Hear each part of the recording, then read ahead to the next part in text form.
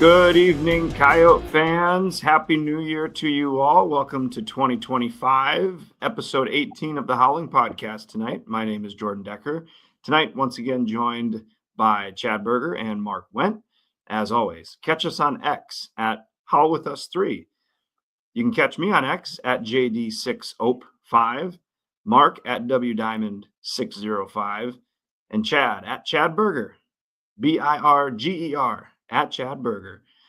As always, quick disclaimer to kick off the show. The opinions on this show are strictly ours and not of those representing the university or the athletic department. Tonight's show, once again, brought to you by the Wakanda Peach Company out of Burbank, South Dakota. Wakanda Peach Company, where all your peach dreams come true.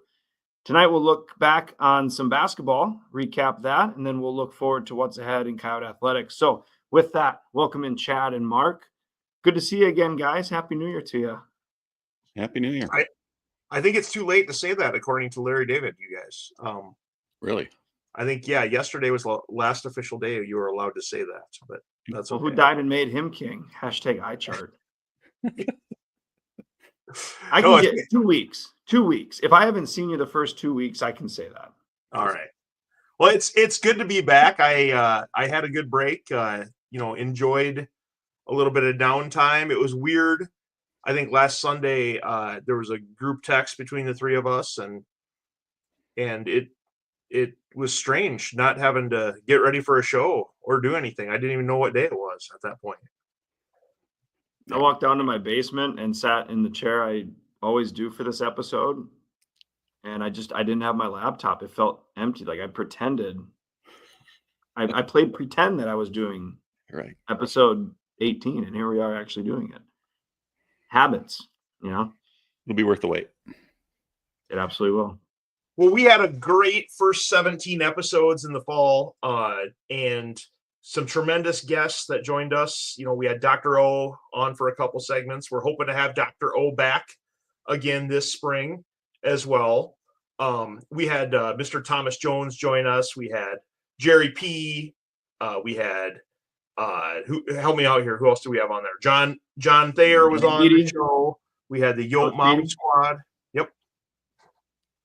So, and we said this last time too, but listeners, like the stories and the questions we asked, like it doesn't just pertain to that week. The guests have shared tremendous stories of their past and how they got to where they are and what motivated them to get to where they are. So definitely go back and check out some previous episodes. Yeah, and if any of you are interested in, being a guest on the show, you want to promote anything, you want to, do whatever you need to do, reach out. The DMs are open, so slide on in. We'll figure out how that all works. Yeah, it's like when we make 3-pointers, at basketball games. But yeah, it's been a fun time, and we're hoping to have a good spring here. We got a few good guests lined up for this spring. And we're hoping to have them on, and we're going to hit some new sport seasons. I know we had a little bit of swimming and diving today. We're not going to go through the results in too much detail, but swimming and diving's really happening right now. Basketball's in the start of the conference season, so that's a big thing that we're going to talk about. But then we're going to hit up with indoor track here pretty quickly. We've got what else is going on here, guys, this spring? Tennis, track, swimming, softball. The softball season, yeah. Mm-hmm. Yeah, so we got lots of things to talk about this spring, so make sure to tune in.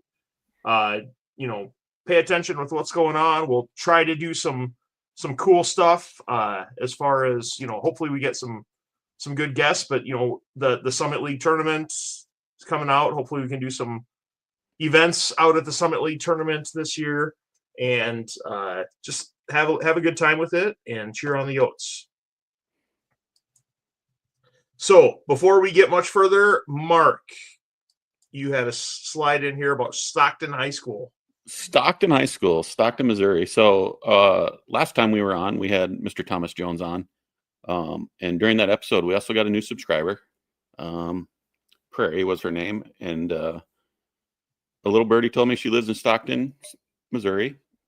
And our numbers for that show did really, really well down in Stockton, Missouri. So I just wanted to give the Stockton Tigers a shout out. Thanks for listening. And I hope That's a they great continue. logo. That's a Hard to great draw, logo. Does not look yeah. like a kangaroo. Right. Fierce. Tigers. The Tigers.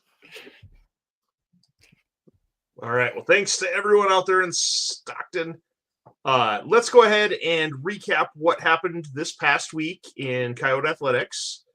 So, men's basketball. This should be. We got the dates wrong on here, Mark. Again, that's all right. January 2nd was down at Kansas City. Dropped a tough one there, 68-54. But then January 4th, we're at home against Denver and got the impressive 91-84 win. Women's basketball kind of went reverse. January 2nd, played at Denver. They had that tough road trip. So they went to Denver, won that one 77-71, but then turned around 2 days later and played in Tulsa against Oral Roberts and dropped that one 82-70. It was a tight game in the fourth quarter, tied up at one point early in the fourth quarter. And then we'll talk about the shooting woes here in just a little bit. So that's kind of what happened in Coyote Athletics this week. Should we dive right in, guys?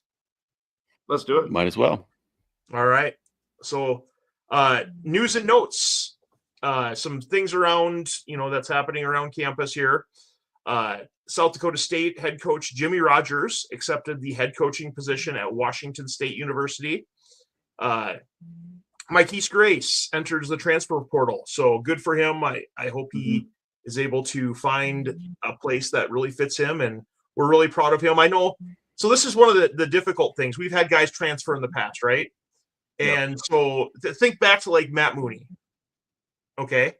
Matt Mooney obviously went on to do great things after he left Vermilion. He took Texas Tech to the Final Four in college basketball. National title. Yeah, the national title game. And, so we want to cheer on the people that leave. And so, Mike East, I hope you have tremendous success wherever you end up. And we're really rooting for you here. Absolutely. Tevin McKelvey declares for the NFL draft. Mark, you got any insight into that one? No, I just saw that on Instagram. I didn't really see it so much on X, so I just wanted to mention that. And like you say, the same goes for Tevin as Mike East. We wish him the best and hope he can get on a roster there. And then guys sticking around, Gary Bryant is going to return to USD, and Aiden Bauman came out with the I'm Back video as well. So some interesting, transactions that happened there. And so, really good to have those guys back for next season as well. So any comments on any of that stuff? The last one was probably the most unexpected, I would say. Aiden was on senior night, senior day, whatever it was, and he walked out with his family, and so that was probably the most unexpected one of all those listed there. And we did have some guys.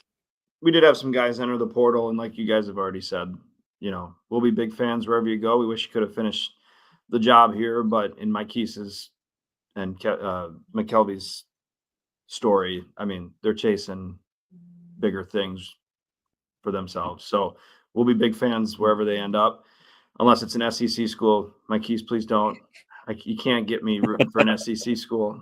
That's just me. That's just me, though. I'll root for you, but not for your team. Does that make sense?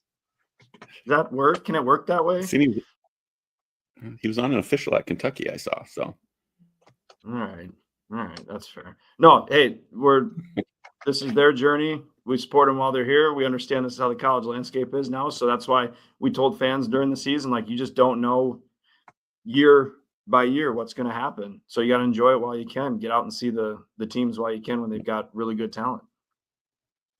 Yeah, absolutely. Yeah. Once a Yoda, always a Yoda. Hashtag brother. Right.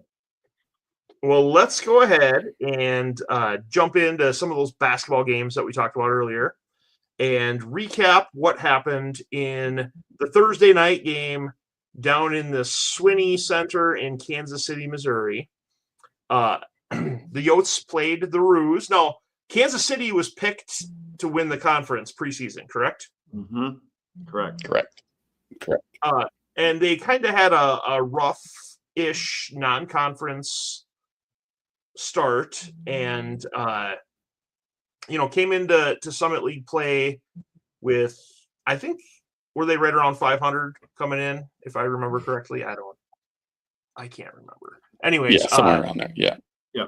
So this game, it was kind of one of those things, kind of like a measuring stick to see where the Yotes were at, and we were all very excited about it.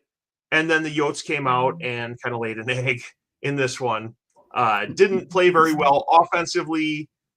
Defense was, okay. I couldn't tell if the Yotes were playing great defense or if the Kansas City was just not that good of a team. Which made it even more frustrating for me along the way. But obviously we talked about coaches talked about the rebounding issues and the free throw issues and all kinds of issues. But I mean, you can see here on the box score, the final score was 68-54 Roos, and Kansas City pretty much led the entire game. They were up 31-26 at the end of the first half, and then outpaced the Yotes 37-28 in the second half to lead them to that double-digit victory. Interesting game here. Paul Bruns was the only player that finished with double-digit scoring with 12 points. And as far as rebounding goes, USD finished with 25, 7 of them offensive, whereas Kansas City had 45. Now, I don't know how good you are at math, but that's a pretty substantial. That's like a 9-to-5 ratio right there for Kansas City, which Dolly Parton reference. But just wanted to put that out there that it was a big discrepancy there in rebounding. And then field goal percentage, I mentioned the Yotes kind of laid an egg in this one. Field goal percentage, USD shot just under 30%. Kansas City shot over 40%. So what was you guys' takeaways on this game? I think the number that sticks out there, and coaches talked about this too, but the offensive rebounding, it's just, if we can't get that fixed, we're just gonna struggle in some of these tighter contested games, or in theory should be tighter contested games. Just giving them second and third chances is killer. If you have to play defense for a full minute versus 30 seconds, I'd really like to see that get cleaned up. And then I think obviously basketball is a much easier and prettier sport when shots go in, and that certainly didn't happen on Thursday night. No, and that's the thing too, guys, is you give up offensive rebounds, right? But this is second, third, sometimes fourth chance opportunities, and it's always seems to be that fourth rebound, and they kick it out and they'll drain a three, and that's just demoralizing. And it happened with Denver too, which we'll talk about. But one thing I noticed, the second half, we had 4 field goals. We went 4 of 21 in the second half. Not good. And then the free throws, get this. I didn't realize this watching it. The first half, USD and Kansas City went a combined 3 of 4 from the line, and that was all USD. Second half, USD went 20 of 25, shot out, good free throw shooting. Kansas City 15 of 22. Did it really change that? Like, what was with the officials in that second half? I hate when they do that. Well, I mean, that's insane. That's how do you adjust to that? Well, I was going to say the interesting thing is, I'm the official expert here. The interesting thing is the officials, it was actually a pretty good crew down there in Kansas City. Amy Bonner does games all over the country and does fantastic job. And Brian McNutt has done Summit League games, and he's also done a lot of Big Ten games, and he's a pretty big official as far as that goes. And Anthony Burris, the other guy. I mean, they had a good officiating crew, so to have that inconsistency was really frustrating. I want a stat, selfishly, that shows how many fouls an official calls during a game. I think that's worthy of stat keeping. Well, they don't keep that. That would be something above and beyond what would be done. But yeah, Well, I'm going to start being an old man and keeping track myself during these games. Get off my lawn. Yeah, get off my lawn. Who's this game really about? No, but honestly, it was, and we'll get into the transaction between this game and, or transition, sorry, between this game and Denver. But sorry, I'm probably getting ahead of myself. Do we have a slide with the player stats on it? No, we're good. I do. I have a little trivia for you guys from the game Thursday night. If you guys want to take this trivia, let's do it. Okay, so who was the Yotes leading rebounder on Thursday night at Kansas City? Take a guess, Mark. Who would you guess? Give me Chase Forte. Okay, Jordan. Can I say one of the Bruns brothers, or do I need to be specific? You need to be specific. Oh, probably Paul then. I'm going to go Paul. Okay, Isaac Bruns led the Yotes in rebounding with 6 rebounds. Okay, second was Paul Bruns with 5. Okay, Chase Forte was third. Fourth was Dre Bullock. Okay, and then the big guys, the traditional guys who would get rebounds, ended up with 2 for Cameron Fens, 1 for Ashton Smith, 1 for Jake Brack, and that was it. And then, Max Burchell had a couple in there too. But really, just a huge discrepancy as far as rebounding goes and what you typically expect to see there. So, yeah, that in combination with Kansas City playing half court, which is not our style, that I'm glad we only lost by 14. Yeah, I think we were averaging 88 points going into that game. Yeah. Somewhere in that neighborhood. We were well up in the national standings as far as points per game goes. And they obviously we didn't touch 60, did we? I forget what the score was now. 54, yeah. Mark, 54, 68, 54. Yeah, sorry. Oh, yeah, sorry. It was a frustrating night in the Berger household here on Thursday night. It was one of those things. I was so pumped up because we hadn't had a USD game in, over 2 weeks. And I was just like, let's go. It was just one of those things where I had the TV going. I had, the popcorn, the beverages. It was all good. And texting you guys. And then we came out and kind of laid a nail. I woke up the boys because the amount of times I would stomp my foot and be like, get a rebound.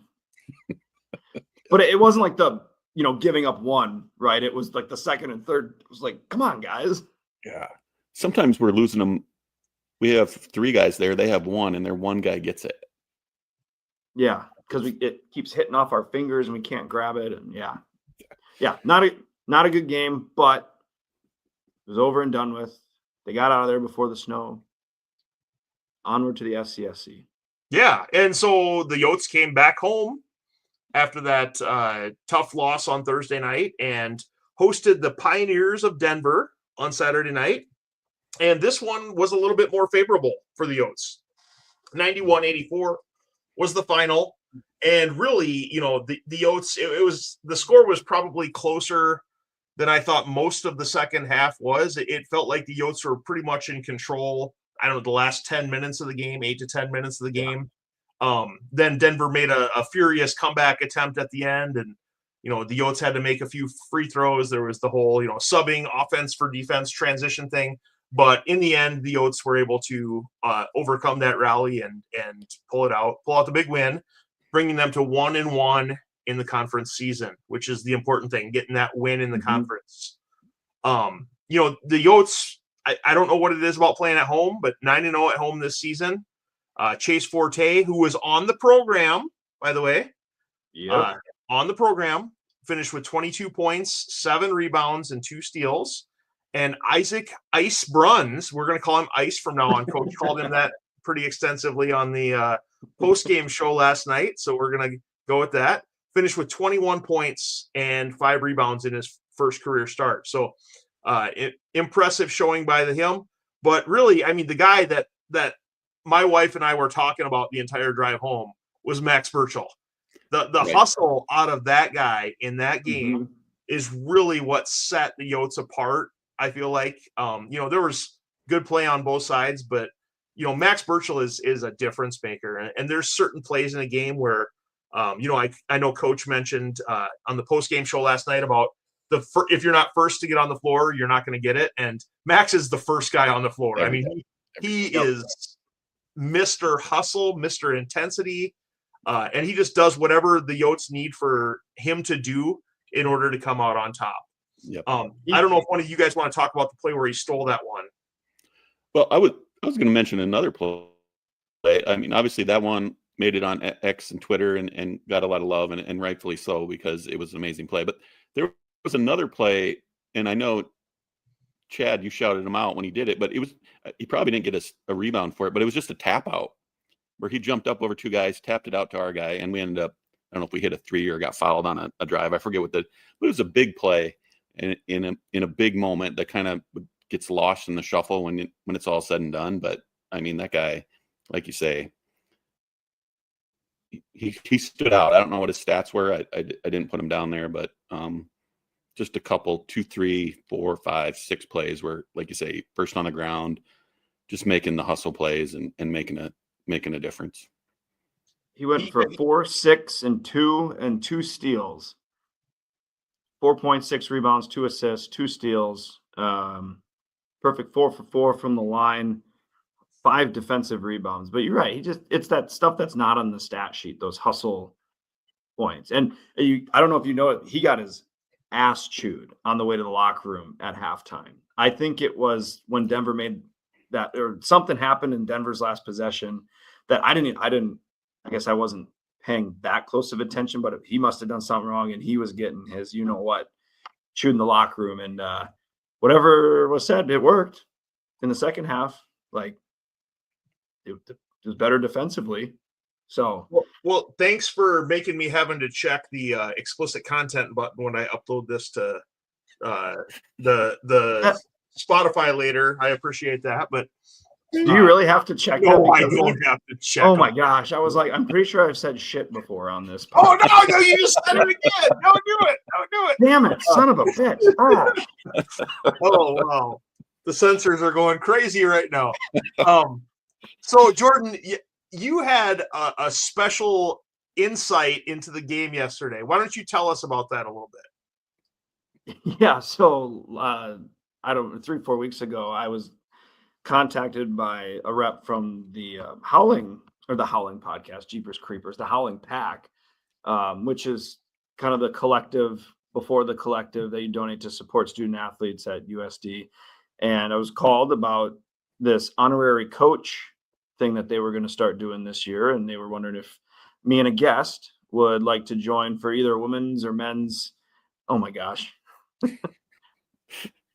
For those that are listening, Chad put up a Jordan new USD men's basketball coach ? But anyway, so we were chosen as honorary coaches, and we, I've said before, my wife's a band director, so it's kind of hard to find a day during the week and weekends just with stuff she's got coming up in the springtime. So this weekend worked against Denver. So we got to spend the day with men's basketball. So we went to the shoot around early in the afternoon, got to join the team and coaches for a team meal, and then get a tour of behind the scenes stuff that I've not seen at the SCSC, and then in the Dakota Dome, especially on the west side with everything that had gotten done. And I was unaware of half the stuff that was even over there. It's just an immensely impressive facility. And I think most Coyote fans know that that's kind of the objective, to put it on the east side as well. So I guess I won't share like everything I was told about stuff, but it's a very exciting time to be involved in USD and USD athletics. There's a lot of stuff happening behind the scenes. We've definitely got the right people in place, and it reaffirmed my commitment to continue supporting USD financially, and then hopefully and then some. But I just encourage others too as well. Like the school's going places, and that was one of the questions I asked was, with all this like remodel, state of the art stuff, like all this stuff that they put in the locker rooms, lounges, everything. I was like, is that really a recruiting advantage? And they said, absolutely. We hear it from the players or the student athletes. We hear from the parents. Like, it shows a university's commitment to making sure that their son or daughter is well taken care of while they're here. So But anyways, after the tour, we hit up a local watering hole we hadn't been to in a while. And then got to go back and watch shoot around before the game. And then we got to sit in the first row right behind the bench. So it was really, really cool. And you get to hear like what the players talk about and how they communicate with each other in the game plan, right? Like, hey, let's try this next time, or hey, let's do that. And the coaches do that too, but like you get to hear that and it's something different. So there were definitely some comments made about the inconsistency of calls made in the paint and how to adjust to that. But overall, it was really, and I put this out on X, but can't thank the Howling Pack enough, and all the coaches that we got to talk to and the administrators we got to talk to that gave us the tour. Was just really well done. And I think they're going to do it a few more times. So if you're chosen, definitely take advantage of it. So my guest was my wife. She outbid the brothers-in-laws, some friends, Chad and Mark, excuse me. But no, it was really cool. It was a really cool experience. And we got to also be a part of the pregame locker room speech by Petey, and then post-game as well. You took showers with the players, went to the press conference. I mean, now you're really going to have to put an expletive blocker on there. No, we did not do it. No, we no. You were at the press conference though, weren't you? No, we were told that we might be able to do that, but just the way things were, we just kind of, after the locker room speech and breaking down the huddle post game, we were like, we got to get back home. So okay.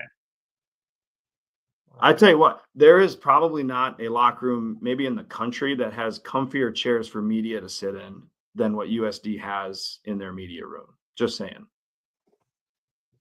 Very nice recliners. I kind of want one. Well, we are both, I was going to say, we are both extremely jealous and envious of this, but at the same time, we're happy that you were one of the people that was chosen. So awesome experience for you, Jordan. And you can see in this middle picture on the bottom, we're looking really happy for the two of you to be there.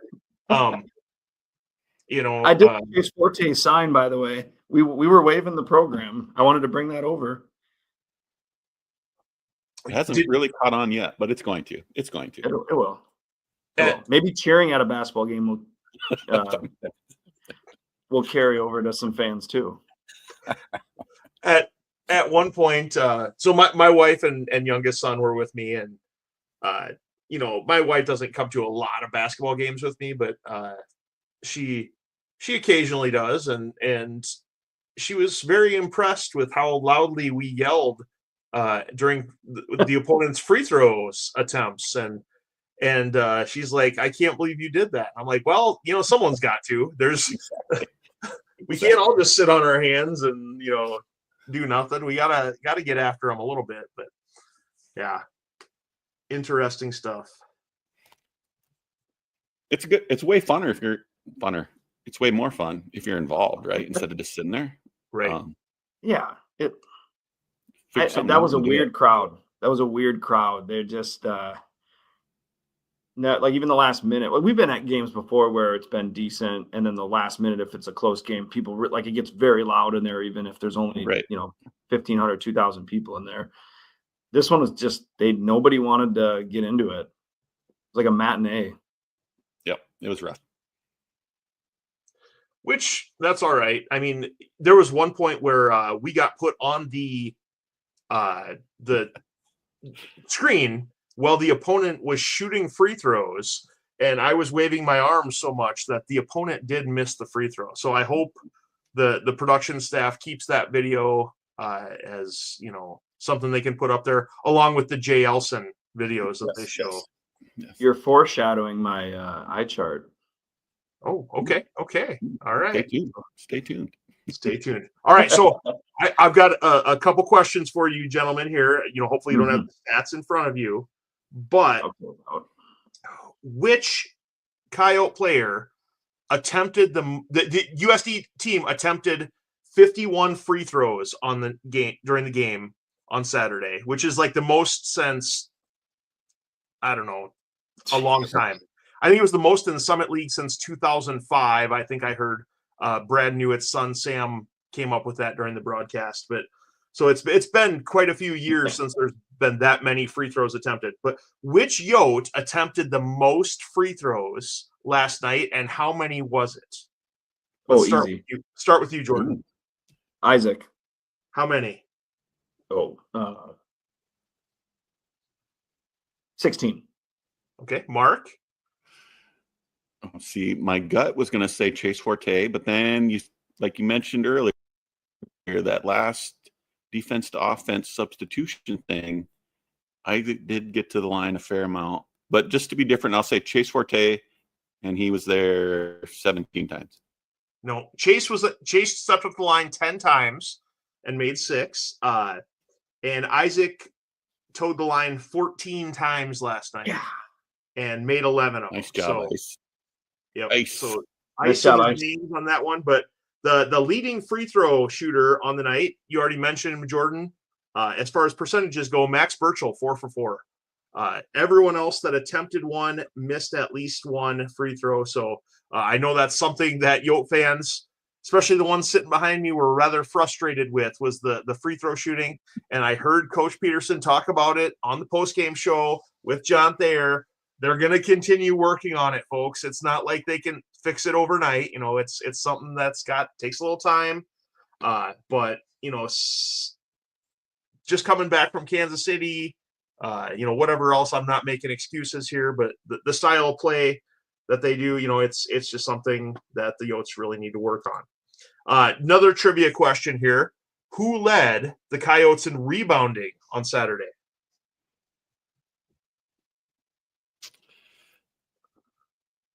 The viewers out there are just going crazy right now. This is, they're loving this segment. They're like, just look at a stat. Listeners, why are we doing this? I'll go Cam. Okay. Mark? No. Give me Max. No, we already gave that. No, it's not Max. Max finished second on the team in rebounding with 6. Tied with Cameron Fens. Chase Forte, the program guy, led the squad with 7 rebounds. So, God, he's fun to watch, isn't he? Absolutely. He's aggressive, quick, athletic. Yeah. When the Denver head coach was like complaining about the amount of times he's like, he lowers his shoulder when he drives, it's like, and I remember watching one of the officials go, "You guys got to get there. Like, you guys kind of getting in the way. He's not in a guarding position." Was that Kevin, Brian, or Lane standing straight up? Yeah, I think all 3 of them, Chad. To be honest with you, okay. like, no disrespect to their coach, but man, he whines hard a lot. Yeah, he was, and he was really getting after the officials after calls that weren't even that close. You know, Mark mentioned that. My wife mentioned that on the ride home last night. Like, when he would get the officials over and start complaining, it was about calls that weren't even questionable. You know, the ones that were questionable were, you know, okay, whatever. But at one point, you know, the younger official, Mr. Kevin, you know, made a questionable call, and the coach just kind of, you know, put his head in his hands and shook it. And I said, "Don't worry, he's calling them bad for both teams." You know, it's right. Oh, well. Any final comment? Back win. Huh? Yeah. Yep. Yeah. One last thought. I don't think we. Back. Oh, sorry, Mark. One thing we didn't mention, I don't think, we had a couple new starters this game. Isaac and Ashton Smith both started this game.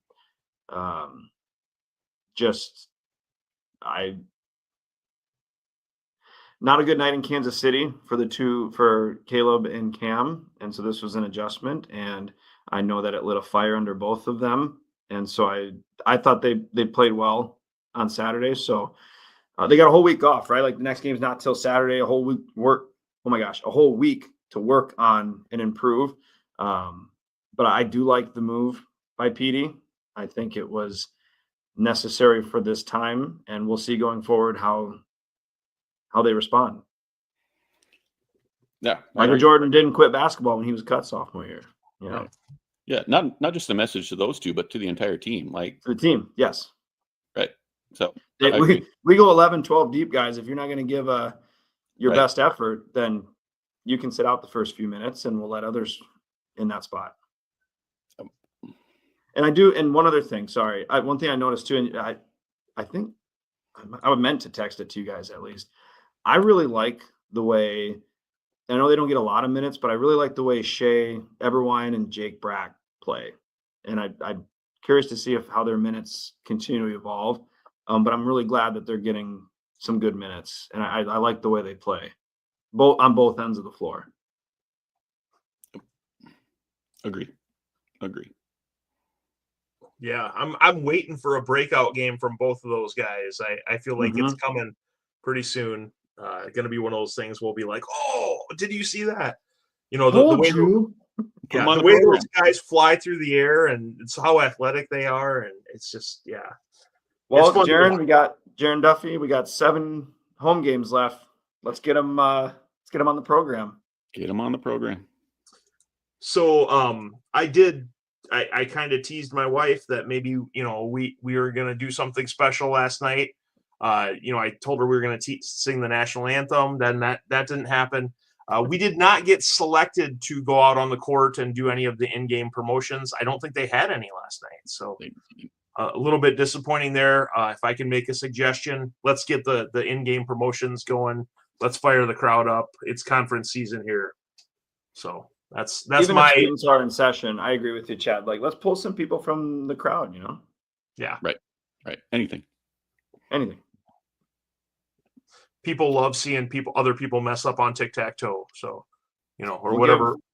Mark will, I'm sure, make a half-court shot, get a Wakanda Peach Company hoodie. Let's do it. All right. Well, let's recap the week that was for the women. On Thursday, we mentioned the Yotes went to Denver and won that game 77-71.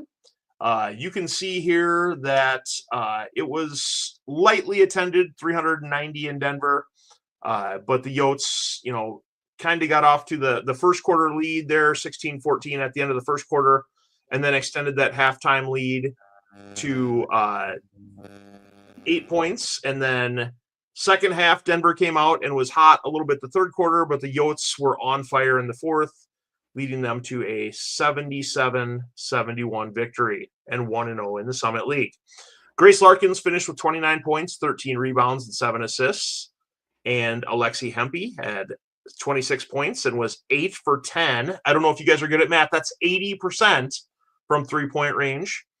Above average. Yep, that is well above average. And rebounding-wise, the Yotes won that battle by 7, 27-20 over the Pioneers. So what did we think of the game at Denver on Thursday night? Yeah, I kind of thought this was very similar to the men's game we just talked about, the Denver game, where maybe the scoreboard didn't reflect. It just felt like we were in control most of the game. And the other thing that sticks out in any women's basketball game, especially the Yotes, Grace Larkins is just really, really good at basketball. Yeah. I don't know if she'll win the MVP because I don't know where we're going to finish, but she's going to be top 2 or 3 in points, in rebounds, in assists, and any other category that matters. And she's just a treat to watch. And obviously, Alexi had a phenomenal game shooting wise, especially from deep. So, like I said, it just felt like we were in control the whole game, even though the score was closer. All right, Mark. I think she's going to be on that mid-major player of the year watch list, or she should be. Yeah. But Mark, you heard it here first. Mark said Grace Larkins is really good at basketball. So go ahead and quote that up. Yep. If any of those Denver's got a good roster and a really good coach, guys. So this is a good road win. It's not the Denver of the past. I think Denver, St. Thomas, and we're seeing with Oral Roberts, like they're going to be very competitive at the top of the league. So getting a road win out there, that was a good dub by the gals. Yep. In a place we've historically kind of struggled at times out there, even against some of the down Denver teams, if we can say that. But yeah, no, it was a good win. All right. Trivia for you guys. We mentioned earlier that Grace Larkins had 13 rebounds for the Yotes in this game. 13 rebounds. 10 defensive, 3 offensive. How many rebounds did the second leading rebounder for the Yotes get the other night? 7. Coral Mason. Are we going player and number? Sure. I'm gonna go Carly. I'm gonna go. Mark said 7. Let's see, 13. 5. Okay. 3 was the answer by 3 different players. Carly Duffney, Gabby Wilkie, and Coral Mason all had 3. So a team effort on the boards, but great job by Grace to, be the difference maker there in the rebound. You really wanted to kill some time. You should have said, what 3 players, Ty? Well, I want people to tune into our show again, gentlemen. I mean, that's the thing. I'm going to study the box score next week. Good Lord. I know. Now that I know this, jeepers creepers. Sunday morning at Mass, I'm going to be not reading the readings. I'm going to be like, okay, how did we do this Saturday with? Who had the most personal fouls in under 10 minutes?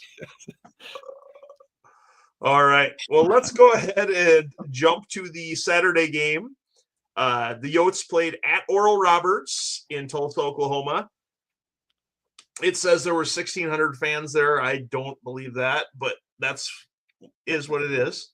I did watch this one on the Summit League Network, and it was a thing where the Yotes were right in there with them. At one point, I mentioned earlier, tied up in the fourth quarter, and then Oral Roberts went on a little stretch where it seemed like they couldn't miss a shot, and were able to seal out the game 82-70 against the Yotes on Saturday afternoon. Grace Larkins once again finished with 29 points, 12 rebounds. Alexi Hempy, 23 points. And you can see the fourth quarter field goals here. USD 2 for 8. What percentage is that, Jordan? That is 0.2500%. Well, that's 25%. 25%. Yeah, Sorry. yeah. Headache. Brain's not really, it's the headache. Whereas Oral Roberts was 8 for 17 there. That's just under 50%, correct, Mark? Correct. Okay. Good Lord, we had to study the box scores and bring a calculator. This is you guys, I'm just getting you with the math here too. Okay. Someone's ready for classes to start. So it was interesting watching this one. The play-by-play guy for Oral Roberts really, really did not like the way the game was officiated, in a very biased way towards the Oral Roberts squad. And then the coach came on in the post-game show and proceeded to once again question how the game was officiated. I will say this: the Yotes were called for 16 fouls, and Oral Roberts was called for 19. So I'm not seeing a huge discrepancy on either end there. One of those things where whatever it perception during the game is what it is, I guess. But great job by Grace Larkin. She did pick up her fourth foul at near the end of the third quarter and was able to kind of hold that off. But that did, impact them defensively a little bit, not having her being able to gamble there in the fourth quarter quite as much. Yeah. I'll just repeat it. Grace Larkins is a treat to watch.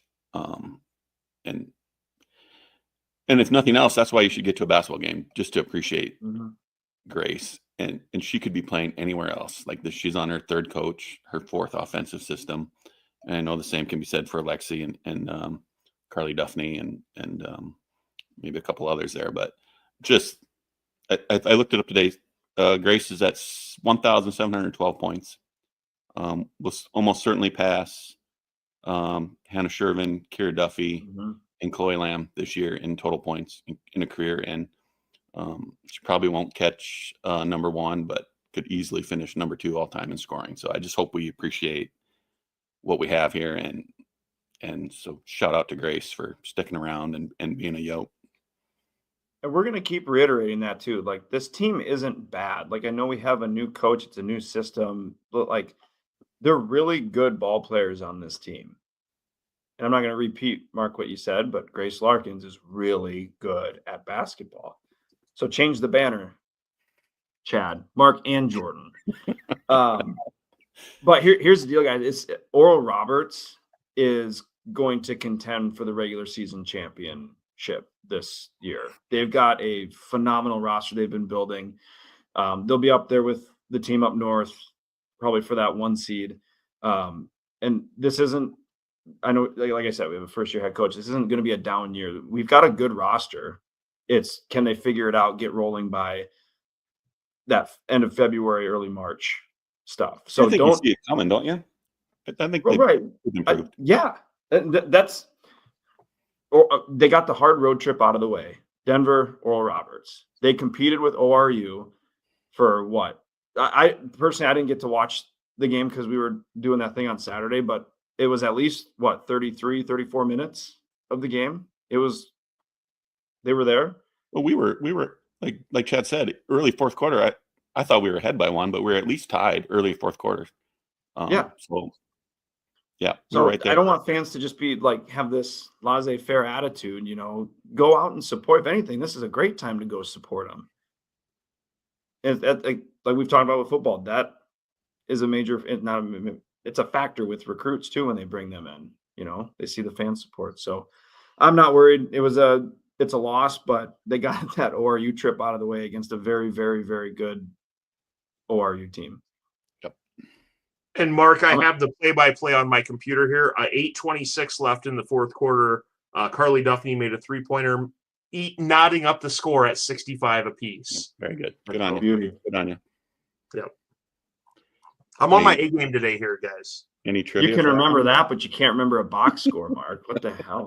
Yeah. Well, do you guys want to do let's go to that box score here? Huh? Well, that's not fair. I didn't get to watch this one. All right. So on the first week of Summit League play, we said earlier Alexi Hempy was 8 for 10 in the Thursday game. Okay. Did she finish the weekend above 50% from 3-point land? 8 of 10. She made 3 against Sure. Roberts, I believe. I'll go with yes. The answer is yes. She made 4 out of 10 on Saturday, putting her at 12 for 20 on the week. And I'm guessing, I haven't looked at all the stats of all the games, but I'm guessing that percentage, 12 out of 20, is 60%. That's got to be near the top of the conference for 3-point shooting in conference games. I would think so. Yeah. Especially taking that many. Right. And Grace Larkins is averaging exactly 29 points a game in conference play. That's got to be. Do you want me to pull it up here quick? Because I'm already halfway there. Well, we'll live on a prayer then. Let's do it. Let's live it on a prayer. All right. So according to, of course, it's all team stats. Hey, Mark, you want to put in the sponsorship plug here from What Kind of Peach? I'll look this up. What kind of peach company? Burbank, South Dakota. How slowly do you want me to talk? Where all your peach dreams come true. So, well, thanks for that, Mark. Casey Baravich of UND does not play in the Summit League anymore, so we're gonna refresh this. Okay, Grace Larkins is number uno in scoring at 22.9. And then what was the other one you wanted me to look up? 3-point percentages. Oh yeah, we just want conference though, not the whole year. All right, hold please. So leaders. All right, so yeah, Grace is number 1 at 29.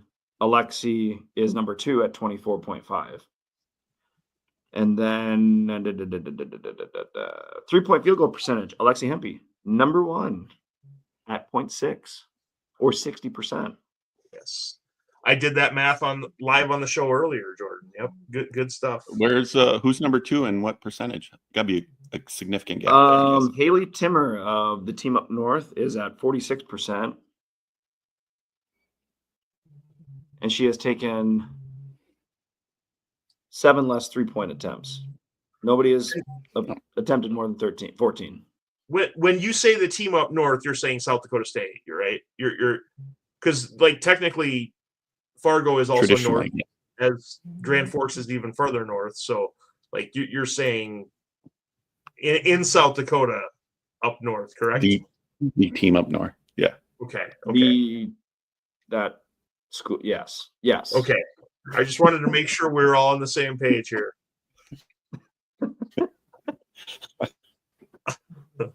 All right. Well, that's fair. All right. I'll figure out another freaking nickname. Actually, no, I won't, because you have to really put an explicit block on it. I'm gonna have to, put like the not safe for children thing on there. Coming up, I need to grow up apparently, so we'll stop that. Coming up this week for the Yotes, the men's basketball team is on bye, as mentioned earlier, on Thursday, so they play January 11th at St. Thomas up in the Twin Cities of Minnesota. Minneapolis Yotes, get to the game. It's a small gym. I was really impressed with the crowd that showed up for Kansas City. I think there had to be at least 60, 70 people there, which it doesn't sound like a lot, but when the attendance is 300. Right. Minneapolis Yotes, get to the game. And the women's team is going to be at home this week, so no excuse not to get out. The weather is going to be decent. I haven't heard anything about snowstorms or anything, so get out. Make sure, especially if you live anywhere in southeast South Dakota, northwest Iowa, northeast Nebraska, if you're anywhere in southwest Minnesota, get to the games. The students are not back on campus yet this week, so get out there, help fill up the SCSC, and cheer on the Yotes. Women host St. Thomas at home on Thursday night, 7 p.m., and then Saturday, a 1 o'clock tip-off versus Omaha. So get out to the SCSC, cheer on the Yotes.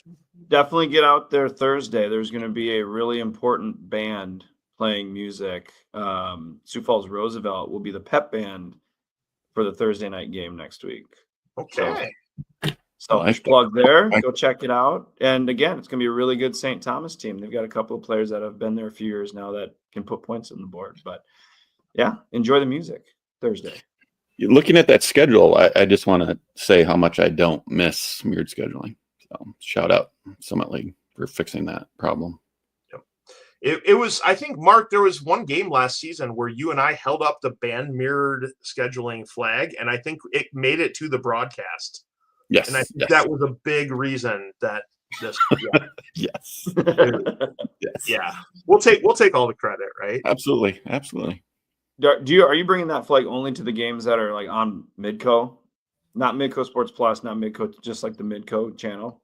Well, I don't know when the next one is. I know there's a couple mirrored schedules games this year, but for the most part they're gone, and thank God they are. I don't know anyone that actually misses them besides UND's athletic director.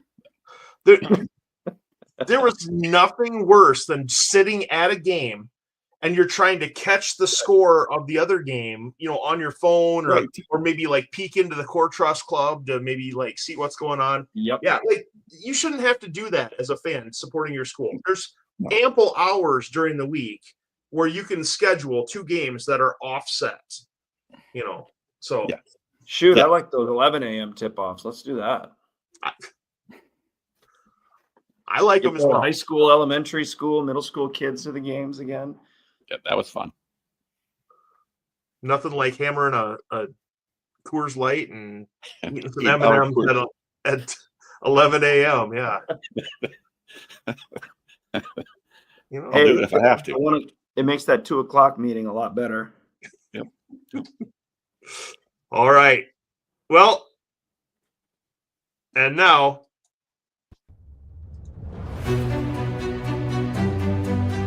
And that's just what they wanted to do there. And all things considered, again, as you see the eye chart cardboard cutout, how appropriate.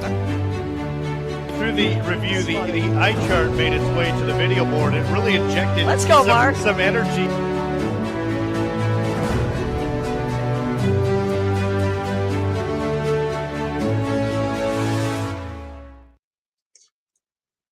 For those of you that are aware, Mark Wendt is famous for holding up that eye chart during basketball games when officials make questionable calls.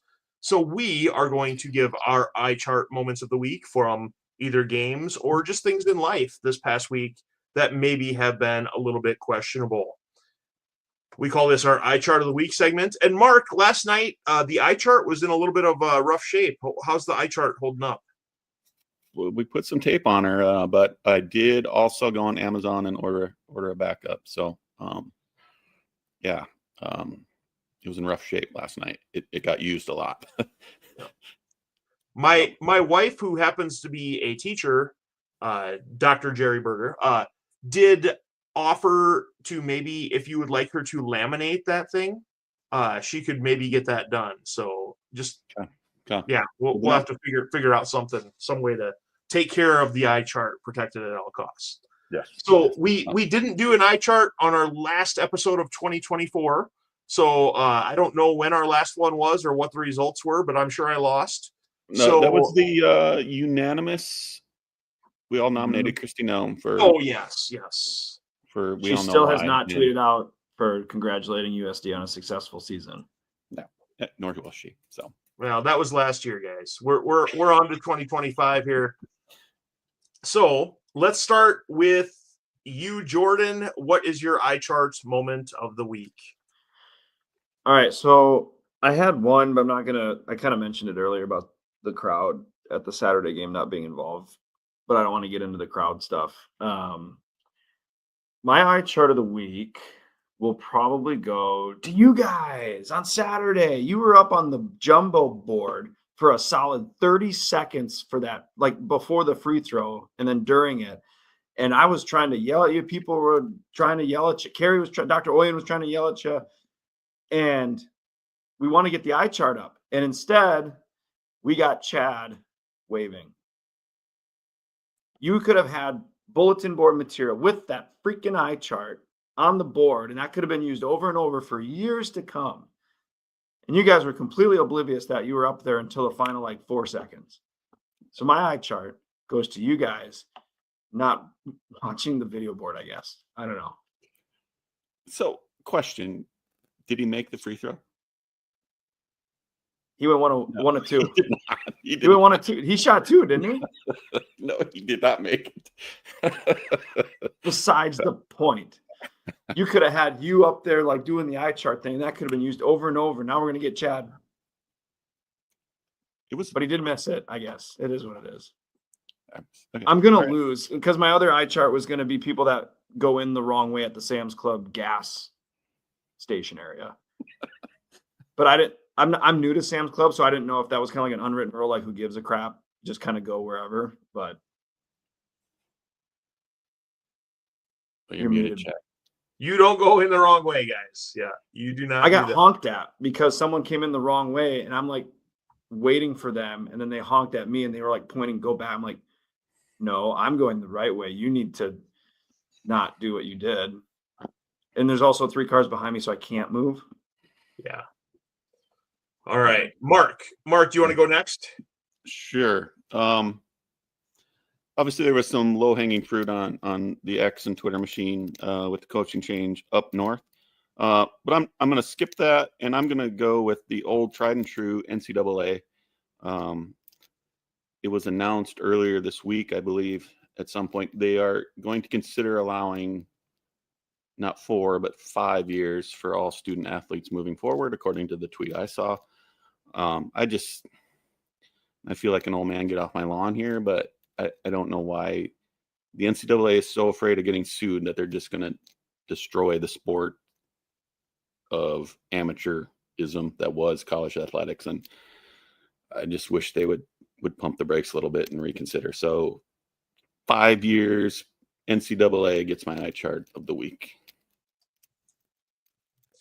Well, they did recently lose a lawsuit from someone who transferred from junior college, who the court in that case found that the NCAA couldn't count years of participation against someone if they didn't participate in that organization. And so it's going to be, the next couple of years are going to be really interesting to see how this thing all kind of pans out. But And like I understand that it's more than about student athlete now, but like, what are we doing with the 5 year? Like, are we going to allow them to, you can complete a master's degree if you do a 3+2 program. I'm not going to get into that, but like, you know what I mean? Like, so what if a student wants to go to med school? If he's still going to med school, can he, like, is this the slippery slope we're going down here? As long as you're in college, you Feels can like it. compete. Maybe my eye chart shouldn't be the NCAA. Maybe it should be the courts. I mean, that might be more accurate, right? it's the system, guys. It's the system. So, yeah. All right. Well, I'm going to go for my eye chart of the week. I'm going to go with people who bash other schools on social media for no reason other than just to bash those other schools. If we're not playing those schools, okay, don't be negative out there. Try to be positive. We don't need any more negativity in our lives, guys. There is so much of that going on right now. Let's be positive. Let's cheer on our teams and our programs and be a positive light in the world, not the negative Nellies. To kind of go off of that, commercial for the taco establishment that came out with chicken nuggets for some reason. But let's just go ahead and cheer on the Yotes. Let's not worry about what other schools are doing or be a part of any negativity that's happening out there on the internet. That's my eye chart of the week. Bravo. Bravo. It's a good reminder. Because damn it, Chad and Mark, is it ever tempting to say something? Yeah, I don't It have. is, what's the saying? It's better to be thought of as a fool than to open your mouth and remove all doubt. Yeah. So, Mark, I got a question for you. All episode long, I've seen that number 5 jersey hanging over your shoulder there. You want to tell us a story on that? Well, yeah. So I just in the realm of thinking of, if you don't try, you'll never know. I just shot a DM to Travis Tice on X, and I said, hey, a couple years ago I got lucky and got a 5 jersey out of the USD rummage sale that they have yearly. Would you be willing to meet up and sign it and I get a picture with you? And he responded almost immediately, and we set it up. So yeah, you can't see it there, but yeah, that's signed by Travis Tice, future NFLer, and appreciate him taking the time out of his day to do that. So he's getting ready for NFL draft and busy guy. So I really appreciate him taking the time. What a legend. That's awesome. Legendary. That's good stuff. That's awesome. He's definitely playing at the next level. I also noticed over your other shoulder, the locker room background you have there. It's from a few years ago. I see Mason Scheidegger's locker there. He actually was my son's 3rd grade teacher or 4th grade teacher here a few years ago. So Really? Yeah. He's been out for a few years already. I have to update my background. And I have no idea why the jersey comes through there. That it does. So it's great. All right. Well, we appreciate everyone tuning in tonight. We're glad that everyone is able to join us. Hopefully, we'll kind of see how things go here the next few weeks, but hopefully everyone's able to continue to watch the program and listen to the program. And like I said, we got some exciting guests lined up or that we're hoping to get lined up here for the next few months worth of programming. And we're excited for where the Yotes are going. So until next time, go Yotes. Go Yotes.